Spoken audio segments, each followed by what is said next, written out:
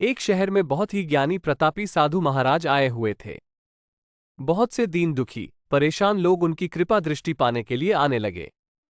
ऐसे ही एक दीन दुखी गरीब आदमी उनके पास आया और साधु महाराज से बोला, महाराज मैं बहुत ही गरीब हूं, मेरे ऊपर कर्जा भी है, मैं बहुत ही परेशान हूं, मुझ पर कुछ उपकार करें। साधु महाराज ने उसको एक चमकीला नीले रंग का पत्थर दिया और कहा कि यह कीमती पत्थर है, जाओ जितनी कीमत लगवा सको लगवा लो। वो आदमी वहां से चला गया और उसे बेचने के इरादे से अपने जान पहचान वाले एक फल विक्रेता के पास गया और उस पत्थर को दिखाकर उसकी कीमत जाननी चाहिए। फल विक्रेता बोला, मुझे लगता है ये नीला शीशा है, महात्मा ने तुम्हें ऐसे ही दे दिया है। हाँ, ये सुंदर और चमकदार दिखता है, तुम मुझे दे दो, इसके मैं तुम्हें 1000 रुपये दे दूंगा। वो आदमी निराश होकर अपने एक अन्य जान पहचान वाले के पास गया, जो कि एक बर्तनों का व्यापारी था। उनसे उस व्यापारी को भी वो पत्थर दिखाया और उसे बेचने के लिए उसकी कीमत जाननी चाहिए। बर्तनों का व्यापारी बोला, ये पत्थर कोई विशेष रत्न है, मैं इसके तुम्हें 10,000 रुपये दे दूंगा। वो आदमी सोचने लगा कि इसकी कीमत और भी अधिक होगी, और यह सोचकर वो वहां से चला आया। उस आदमी ने इस पत्थर को अब एक सुनार को दिखाया। सुनार ने उस पत्थर को ध्यान से देखा और बोला, ये काफी कीमती है, इसके मैं तुम्हें 1,00,000 रुपये दे दूंगा। वो आदमी अब समझ गया था कि यह बहुत अमूल्य है। उसने सोचा, क्यों न मैं इसे हीरे के व्यापारी को दिखाऊं।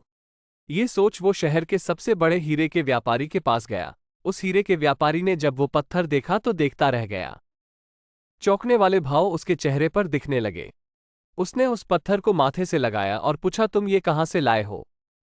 ये तो अमूल्य है, यदि मैं अपनी पूरी संपत्ति बेच दूं तो भी इसकी कीमत नहीं चुका सकता। हम अपने आप को कैसे आंकते हैं? क्या हम वो हैं जो राय दूसरे हमारे बारे में बनाते हैं? आपकी लाइफ अमूल्य है, आपके जीवन का कोई मोल नहीं लगा सकता। आप वो कर सकते हैं जो आप अपने बारे में सोचते हैं। कभी भी दूसरों के नेगेटिव कमेंट से अपने आप को कम मत आंकिए। एक मेंढकों की टोली जंगल के रास्ते से जा रही थी। अचानक 2 मेंढक एक गहरे गड्ढे में गिर गए।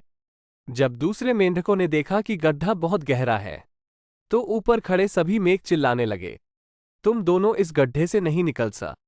उन दोनों मेंढकों ने शायद ऊपर खड़े मेंढकों की बात नहीं सुनी और गड्ढे से निकलने के लिए लगातार वो उछलते रहे।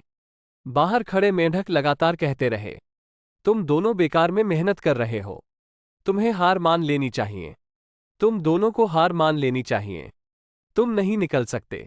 गड्ढे में गिरे दोनों मेंढकों में से एक मेंढक ने ऊपर खड़े मेंढकों की बात सुन ली और उछलना छोड़कर वो निराश होकर एक कोने में बैठ गया। दूसरे मेंढक ने प्रयास जारी रखा। वो उछलता रहा जितना वो उछल सकता था। बाहर खड़े सभी मेंढक लगातार कह रहे थे कि तुम्हें हार मान लेनी चाहिए, पर वो मेंढक शायद उनकी बात नहीं सुन पा रहा था और उछलता रहा और काफी कोशिशों के बाद वो बाहर आ गया। दूसरे मेंढकों ने कहा, क्या तुमने हमारी बात नहीं सुनी? उस मेंढक ने इशारा करके बताया कि वो उनकी बात नहीं सुन सकता, क्योंकि वो बहरा है, सुन नहीं सकता, इसलिए वो किसी की भी बात नहीं सुन पाया। वो तो ये सोच रहा था कि सभी उसका उत्साह बढ़ा रहे हैं। जब भी हम बोलते हैं उनका प्रभाव लोगों पर पड़ता है, इसलिए हमेशा सकारात्मक बोलें। लोग चाहें जो भी कहें, आप अपने आप पर पूरा विश्वास रखें और सकारात्मक सोचें। कड़ी मेहनत, अपने ऊपर विश्वास और सकारात्मक सोच से ही हमें सफलता मिलती है।